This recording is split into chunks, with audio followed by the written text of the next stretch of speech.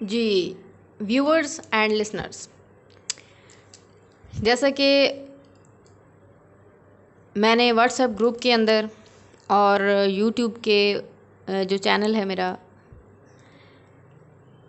ये फॉर्मली मैंने इसको स्टार्ट तो नहीं करना था, लेकिन हुआ इस तरह है कि काफ़ी मेंबर्स मुझे ग्रुप में कहते थे कि हम लोग व्हाट्सएप पे अपने लिंक शेयर कर दें, ये इसको ऐड कर दें, इसको ऐड कर दें।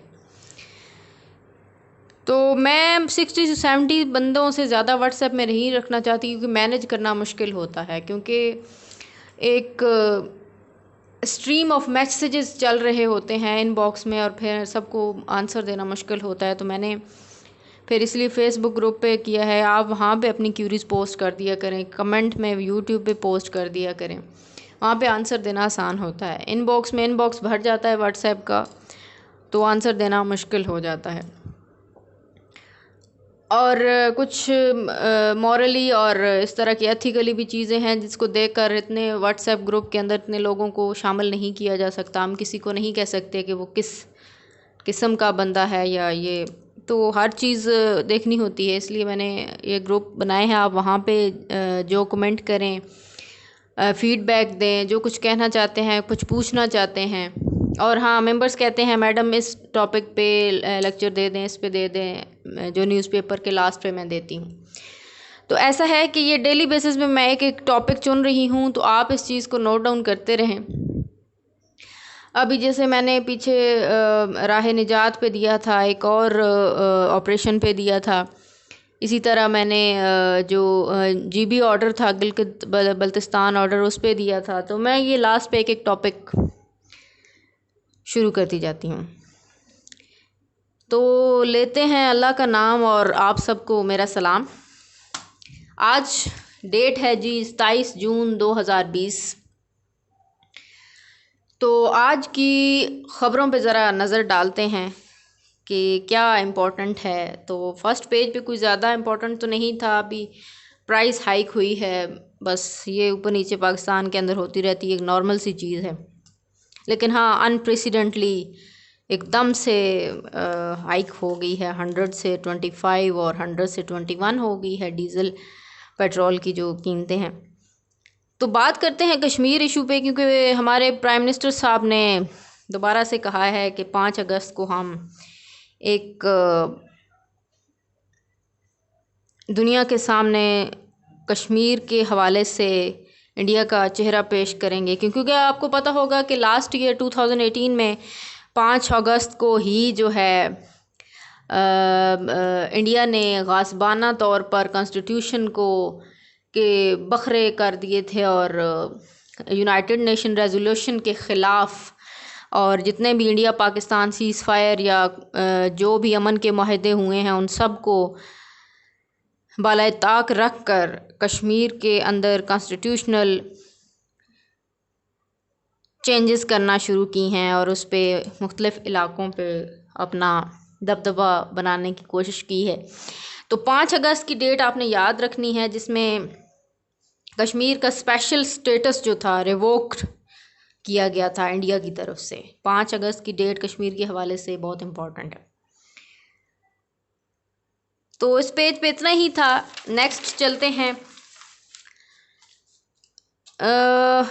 इम्पोर्टेंट है भी और नहीं भी, आप कर लें। तो जमात इस्लामी के जो फॉर्मर साबका चीफ़ हैं, chief of the Jamaat Islami Syed Munawwar Hasan, काफ़ी फेमस पर्सनैलिटी हैं। तो इनकी डेथ हुई है जी फ्राइडे को 26 जून 2020। इनकी आप डेथ का याद कर लीजिएगा। इसके अलावा पश्तून तहफ़्फ़ुज़ मूवमेंट, आप में से काफ़ी लोगों को पता होगा, नाम सुना होगा, अली वज़ीर और मोहसिन दावड़। तो पश्तून तहफ़्फ़ुज़ मूवमेंट पे मैं बाकायदा लेक्चर भी दूंगी किसी दिन, लेकिन अभी सिर्फ आप इसका याद रख लेंगे कि पूछ लिया जाता है एमसीक्यूज़ में। अभी साहब का करंट अफेयर्स में भी पूछा गया है काफ़ी में। तो आप पीटीएम जो है पश्तून तहफ़्फ़ुज़ मूवमेंट, इसका जो लीडर है वो तो मंजूर पश्तीन है, और मोहसिन दावड़ एंड अली वज़ीर अलॉन्ग विद हिम, ये दोनों जो हैं एमएनए हैं। ये काफ़ी फेमस हैं इस पश्तून तहफ़्फ़ुज़ मूवमेंट के हवाले से। तो थोड़ी सी आज ना मैं एनालिसिस करना चाह रही थी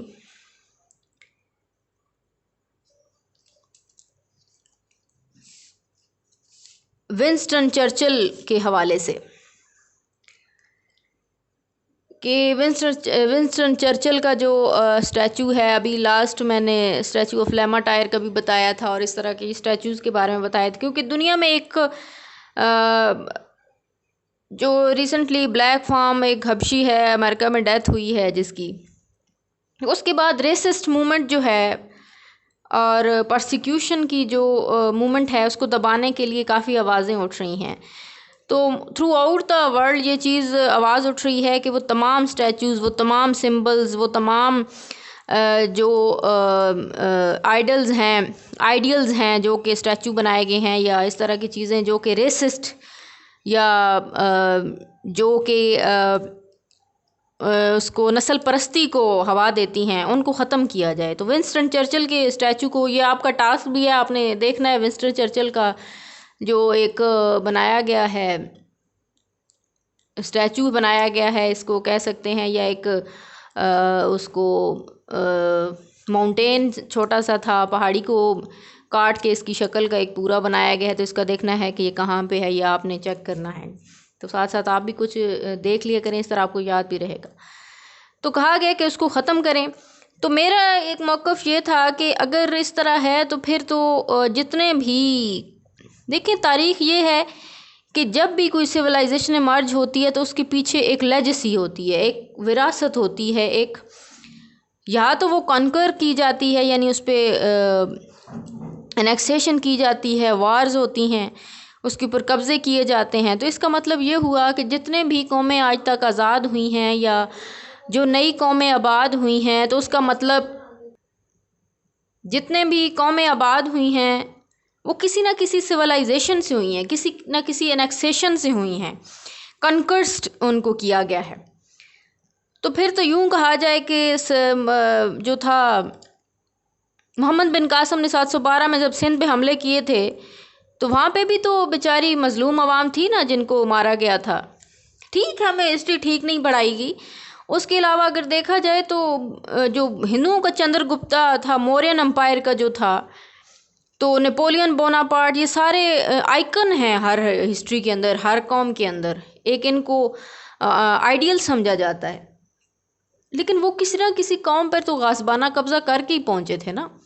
तो फिर इन सब के जितने भी मोनूमेंट हैं उनको ख़त्म कर दिया जाए, ताजमहल को गिरा दिया जाए फिर, क्योंकि Taj Mahal is also consider the symbol of invasion, यानी एक extra ordinary success of invaders पेश करता है कि Taj Mahal also illustrates the extra ordinary success of invaders, यानी इन्वेडर्स की एक मिसाल पेश करता है ताजमहल, उसको भी गिरा दिया जाए फिर तो हिंदुओं के जितने हेरिटेज हैं हमारे मुल्क में वो भी गिरा दिए जाएं। तो इसका मतलब ये है कि ये सारे जितने भी चीज़ें हैं इनको गिरा दिया जाए, क्योंकि ये सारे किसी न किसी दौर में गाज़बाना कब्ज़ा करके ही आए हैं ना। इनकी लेजेसी, इनकी विरासत यही रही है। अभी देख लें, मुग़ल दौर है, मंगोल है, चंगेज़ ख़ान से लेकर आप आ जाएं बाबर तक, तो क्या किया उन्होंने? अपने मुसलमान इवन खिलजी पे हुकूमत की, उन्होंने खिलजी पे खिलजियों के साथ वार की, उन्होंने सादात के साथ वार की, लोधी के साथ वार की। तो उन सब के जितने भी मोनूमेंट्स हैं या उनके जो सिंबल्स हैं या कहीं स्टैचू बने हुए सारे गिरा दिए जाएं। तो every civilisation is the legacy of wars, conquest and brutality. तो इन सब की एक हिस्ट्री है, इसलिए चर्चिल को स्टे करने दिया जाए बेचारे को। तो ये चर्चिल पे आपने देखना है कि इसका कौन से पहाड़ को काट के इसका मुजस्मा बनाया गया है। आगे है जी, हाँ जी, मैं कुछ आपको थोड़े से याद करवाना चाह रही थी कि जर्मनी का जो है, क्योंकि वहाँ पे चांसलर होता है, प्रेसिडेंट या प्राइम मिनिस्टर नहीं होता, तो करंटली एंजेला मार्केल जो हैं वो चांसलर हैं जर्मनी की। ठीक है, बर्लिन इसका है जी, कैपिटल है। और इसके अलावा एक और आप भी अगर याद कर लें, जर्मन का तो एंजेला मार्केल हैं, एंजेला ANGELA, एंजेला मार्केल, ठीक हो गया। और फ्रेंच के हैं, फ्रांस के इमैनुअल मार्कन, EMMANUAL,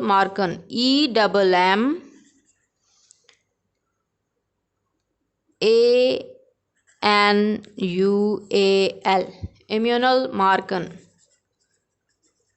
तो ये दोनों आपने चीज़ याद रखनी है, फ्रांस के इमैनुअल मार्कन और जर्मनी के जो हैं लेडी हैं, ये चांसलर हैं एंजेला मार्केल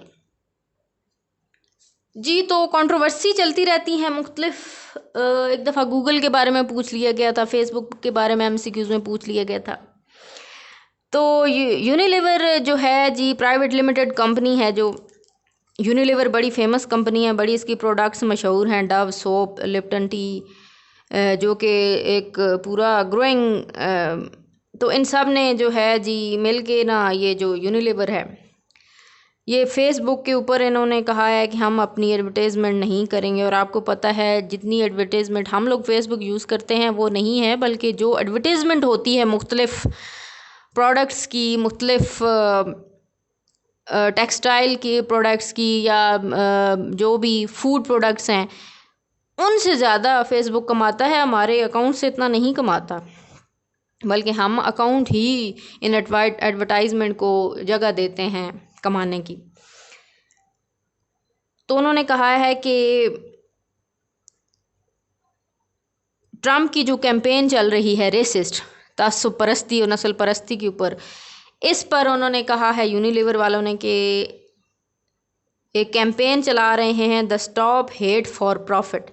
यानी जो कैंपेन चला रहा है, अभी मोदी ने देखें मुसलमानों को मार के, या मुसलमानों पे कश्मीर पे की कब्ज़े की बात करके उसने इलेक्शन जीता, और पाकिस्तान के ऊपर वो दरख्तों को जला के, तो खैर वो अलग बहस है, दरख्तों को जलाने की उसने की थी कि वो कहा था कि मैंने तो दहशतगर्द मार दिए हैं। तो ये सारी चीज़ें पेश करके तो ये इलेक्शन जीतते हैं। तो ट्रम्प साहब भी अब इस दफ़ा यही कर रहे हैं कि कभी काले को मार रहे हैं, तो कभी मुसलमान को मार रहे हैं। तो एक हेट स्पीच चल रही है, और परसिक्यूशन के हवाले से ये चीज़ें। तो उन्होंने कहा है कि जो ट्रम्प है उसकी जो एडवर्टाइजमेंट या कैंपेन चल रही है फेसबुक के ऊपर, उसको ख़त्म किया जाए, और हम उस टाइम तक फेसबुक के ऊपर कोई एडवर्टाइजमेंट नहीं करेंगे। तो उन्होंने कैंपेन चलाई है, the stop hate for profit. Profit पैगंबर वाला नहीं, प्रॉफिट मुनाफे वाला, ठीक है। तो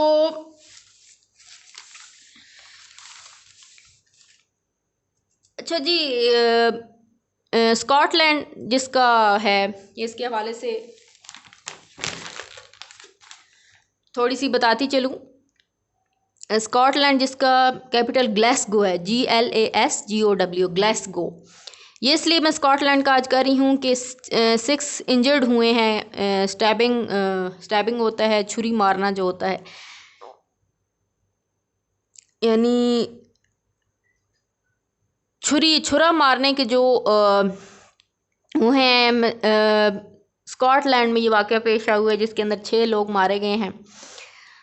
और स्कॉटलैंड की पुलिस ने बताया है कि होटल इन वहाँ पे है, उसके अंदर ये कोई टेररिज्म का वाक़या नहीं है। ये भी शुक्र है उन्होंने ये कह दिया है, वरना जो बात हो मुसलमानों पे डाल दी जाती है जी, वो कोई होगा नफसियाती मरीज़, पता नहीं उनको क्यों नहीं दहशतगर्द कहा जाता। हमारे यहाँ कुछ भी हो तो, या कुछ भी दुनिया में हो तो, मुसलमान को दहशतगर्द और उनको नफसियाती मरीज़। उन्होंने यही कहा है कि स्कॉटलैंड में कोई नफसियाती मरीज़ था, और फिर बाद में सिक्योरिटी वालों ने उसको मार भी दिया। तो स्कॉटलैंड में ये इशू हुआ है, यानी छुरा जो है मारे गए हैं 6 लोगों को, तो उनकी डेथ हुई है। ग्लासगो इसका कैपिटल है। तो आज मैं बात करना चाह रही थी, जो आज का टॉपिक मैंने चुना है, ये नेटो है।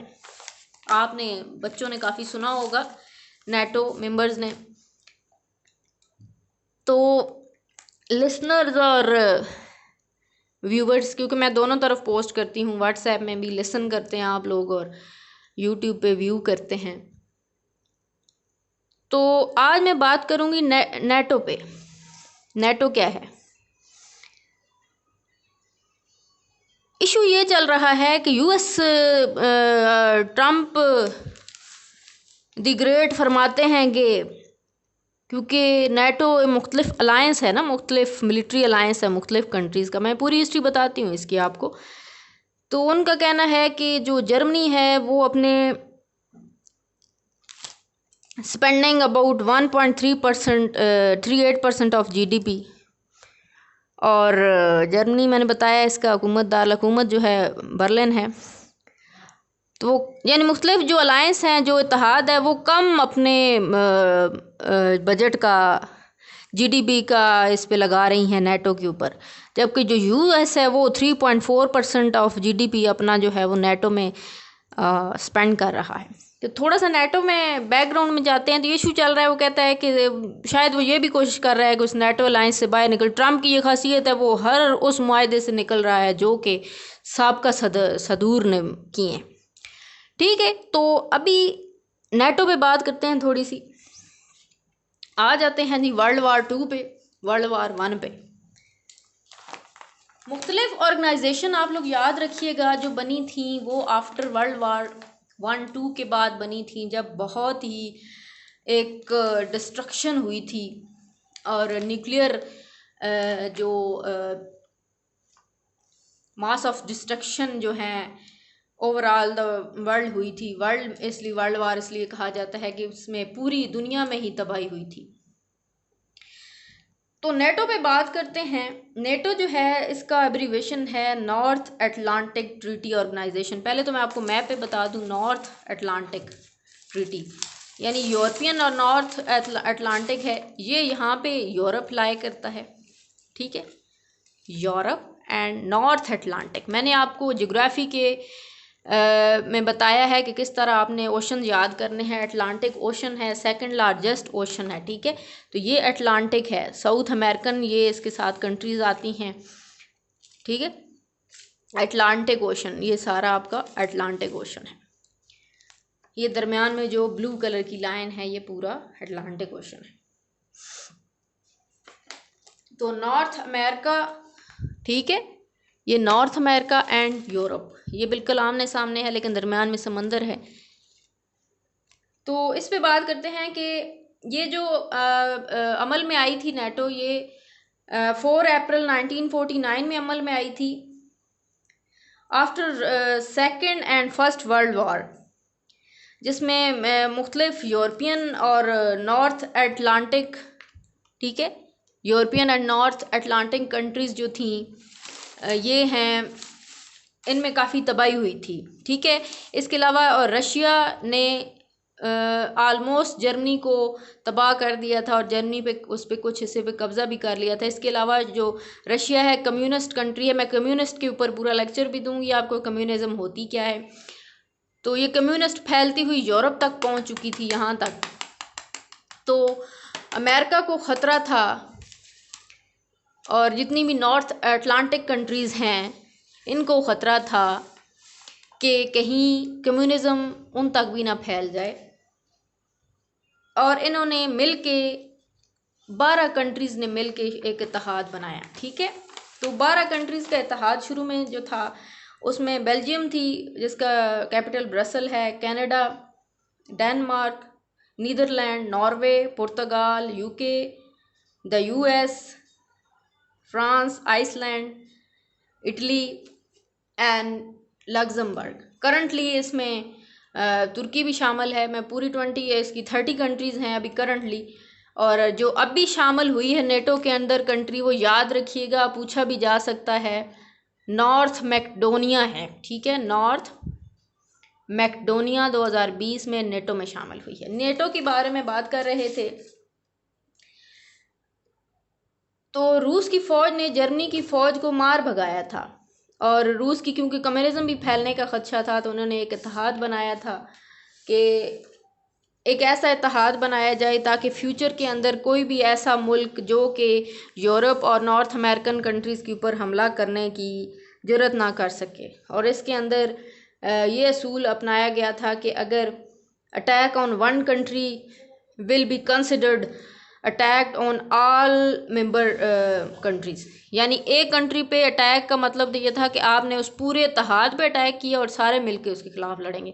और जब 30 मुल्क का इत्तेहाद होता है तो मुश्किल होता है कि कोई थर्ड कंट्री, क्योंकि रूस उस टाइम तक पावर था, वर्ल्ड पावर था, सुपर पावर था। और अभी क्योंकि आफ्टर फॉल ऑफ रशिया 1989 और 1990 में जब उसकी रियासतें भी अलग हो गई थी, अफ़गानिस्तान से अमेरिका ने मार भगाया था उसे, तो रूस काफ़ी गिर चुका है अब तो। लेकिन उस टाइम रूस जो था 1945 में एक पावर था, सुपर पावर था उस टाइम, जैसे अभी अमेरिका है। तो 12 कंट्रीज़ ने मिलकर वो इत्तेहाद बनाया और ये उन्होंने इसका असूल रखा कि एक कंट्री के ऊपर अटैक तमाम कंट्रीज़ के ऊपर अटैक होगा। यानी इसके असूल हैं कि कलेक्टिव डिफेंस होगा और कल्चरल क्राइसिस मैनेजमेंट, यानी कोई भी ज़लज़ला आफत या कोई भी इस तरह आती है तो फिर भी ये इत्तेहाद की सूरत में काम करते हैं। और इनका इसके अलावा इंटरनेशनल सिर्फ नहीं 29 या 30 ममालिक में नहीं है, ठीक है, अभी 30 ममालिक हैं इसके। तो ये MCQs में चीज़ें पूछ ली जाती हैं, इनके ममालिक कितने हैं, करंटली कौन था, पहले कौन थे, 12 ममालिक। आपने 30 की 30 कंट्रीज़ लिस्ट में एक दफ़ा देख लेनी है, क्योंकि MCQs में इस तरह पूछ लिया जाता है कि 4 कंट्रीज़ लिखी हुई होती हैं और उसमें से कहते हैं कि कौन सी नेटो कंट्री नहीं है, और वो आपने आंसर करना होता है। तो इसके असूलों में एक ये भी शामिल है, इंटरनेशनल पीस भी इसकी शामिल है, ना सिर्फ अपने 30 कंट्रीज़ का, बल्कि अभी देख लें अमेरिका ने जब हमला किया था इराक पर, ईरान पर भी हमला किया था, तो अफ़गानिस्तान को ये कहा था कि ये सलामती, दुनिया की सलामती के लिए ख़तरा है, तो उस पर हमला किया था। तो और एक ये है कि नेटो एक अकेला मुल्क हमला नहीं कर देता, बल्कि इनके पूरी एक डिसीजन फॉर्मेशन होती है, सारे मिल के इनका एक समिट होता है, एक प्रोसेशन चलती है, उसके बाद ऑपरेशन मिशन बनाया जाता है पूरा कि फ़लाँ कंट्री पे जो है हमला करना है और क्यों करना है, लॉजिक दिया जाता है, इलॉजिकल चीज़ें होती हैं। खैर, तो ये इसका एक पूरा है कि इस पार्टनरशिप से काम करते हैं। और फिर मीन्स ऑफ रिस्पॉन्स के कौन से मुल्क में किस किस्म के वेपन्स लेके जाने हैं, और nuclear as a nuclear bomb use करना है या आम जो आर्सेनल्स हैं वो या हथियार यूज़ करने हैं। तो नेटो का जो हेड ऑफिस है ये ब्रसल्स है, बेल्जियम, ब्रसल्स, ठीक है, बेल्जियम क्योंकि कंट्री और उसका दारुल हुकूमत ब्रसल है, तो इसका हेड ऑफिस नेटो का वहाँ पे है ब्रसल्स में। तो इसकी जो डेट है ये 4 अप्रैल 1949 में ये बनी थी, इसकी फॉर्मली ऑर्गेनाइज्ड हुई थी। तो ये था आज का लेक्चर। उम्मीद है आप सबको इसमें से काफ़ी चीज़ें कवर हुई होंगी। इसके अलावा जो ज्योग्राफ़ी की मैं क्लासेस ले रही हूँ, आप उसको लाजमी सुने, आपकी बहुत ज़्यादा जनरल नॉलेज की तैयारी हो जाएगी। और वही बात है कि शुरू करेंगे तो ख़त्म होगा, ख़त्म करने के लिए शुरू करना पड़ता है। शुरू करें, कहीं ना कहीं आपका कोई रोज़ी रोटी का कोई शुरू हो ही जाएगा। शुक्रिया जी, एंड अल्लाह हाफिज़।